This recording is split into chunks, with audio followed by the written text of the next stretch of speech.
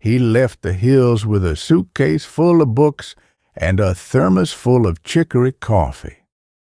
The university wanted his wisdom, but they weren't quite ready for the man it came with.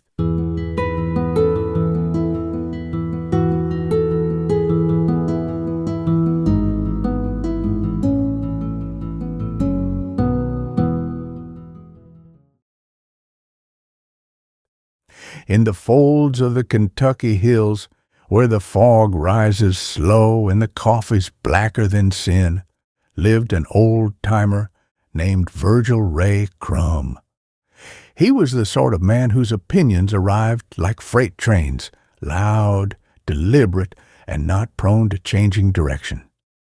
He spent most of his life down in the mines, and most of his evenings on the porch whittling and wondering what the squirrels were up to.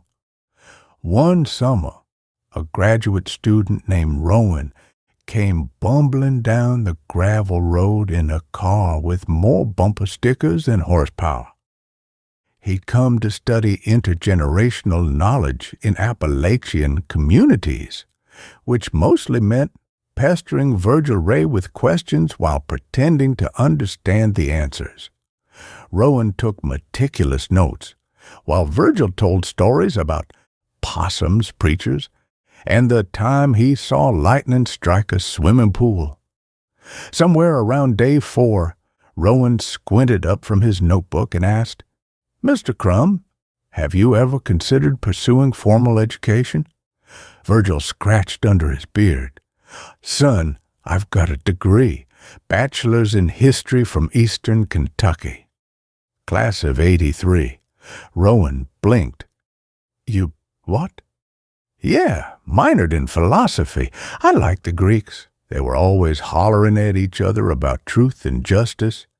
Reminded me of my uncles at Thanksgiving." Rowan looked stunned. "Why would you come back here?" "Wasn't coming back. I never left." The enterprising Rowan sent a recording to some big university in the city, and before long, a letter arrived offering Virgil a visiting professorship.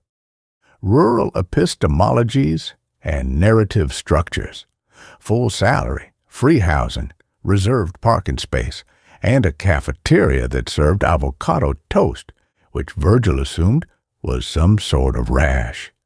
To everyone's surprise, including his own, Virgil packed up, kissed the holler goodbye, and went off to the city. At first it was grand. They introduced him at a faculty luncheon as a living bridge between oral tradition and academic inquiry. He got his own office with a window. Students called him Professor Crum, though some added Sir at the end just to be safe. But after the novelty wore off, the murmurs began. He brought a thermos of chicory coffee to every department meeting. He wore the same pair of boots, rain or shine, and once used a deer antler as a paperweight. He referred to Foucault as that fella who'd argue with a light bulb. And worst of all, he didn't play the game.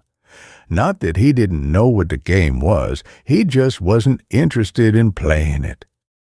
He asked questions when he wasn't supposed to. He didn't quote anyone unless he believed it. And he never, not once, nodded just to fit in. One afternoon, after a faculty seminar on subaltern expressions in post-rural mythos, Virgil was cornered in the hallway by 3 colleagues in matching scarves. "You're an interesting presence here, Virgil," one of them said carefully. "We just can't figure you out," said another. "You're clearly educated, but you don't seem to act like it." Virgil smiled, leaned against the wall, and took a long sip from his thermos. The hallway was quiet. Somewhere nearby, a grad student let out a postmodern sneeze. Then he looked them square in the eye and said, "I may be educated, but never think of me as an idiot."